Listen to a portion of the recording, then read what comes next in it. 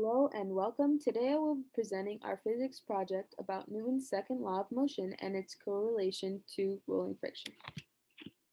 For this project, our objective was to demonstrate the contrast of the magnitude of the rolling friction between two angles using a skateboard with different inclines around the ASU campus. Here you can see the first incline we used had a degree of 1.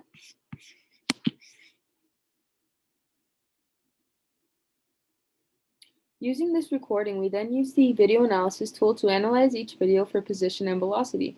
As you can see, the image at the bottom right came from the video analysis tool, where it was decided to plot the points at the front wheel of the skateboard so the position and velocity versus time graph could be determined. This is our first position versus time graph of the video from the previous slide. This graph shows how far the skateboard went over time from its initial position.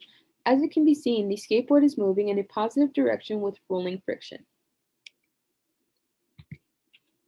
Moving on, this is our velocity versus time graph that was determined using the video analysis tool. This graph shows how fast the skateboard was going over time. From the graph, it can be seen that the skateboard was experiencing a small but constant speed over time. This graph shows fluctuation, which resulted from the bumps the skateboard experienced on the ramps, but overall the skateboard was maintaining a constant speed. As you can see, the observed acceleration is close to 0, which means that there is no acceleration, and the skateboard reached terminal velocity. Next, here's our second incline we used for this project, which had an angle of 20 degrees. Again, using the video analysis tool, points were plotted at the first wheel of the skateboard so the position and velocity versus time graph could be determined. This is seen by the image on the bottom right. Similar to our first position versus time graph, this graph also shows the skateboard moving constantly in a positive direction over time from its initial position.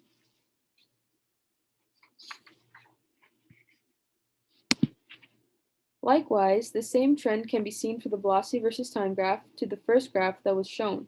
Over time, the speed of the skateboard is showing a small but constant speed. Differently, this graph does not show much fluctuation, comparing it to the first velocity versus time graph. This is due to the skateboard not having as many interruptions like bumps from the ramp that it rolled down on. Here you can see the force diagram, which represents Newton's second law, which is the quantitative description of the changes that a force can produce on the motion of an object. The forces acting on the skateboard are the normal force, weight, and the rolling friction force.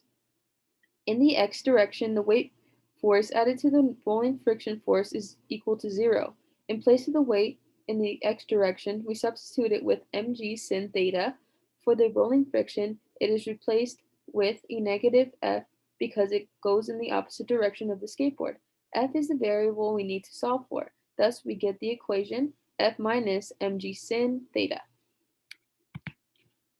After obtaining our graph for both inclines, we then calculated the magnitude of the rolling friction.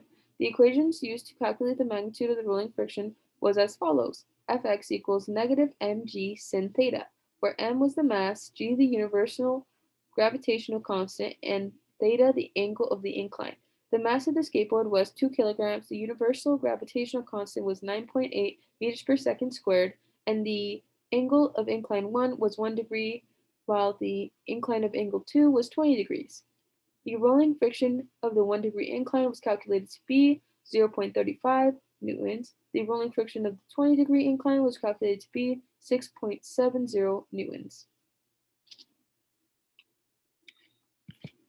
Well, that concludes our presentation. I hope you've enjoyed it, and thank you so much for watching.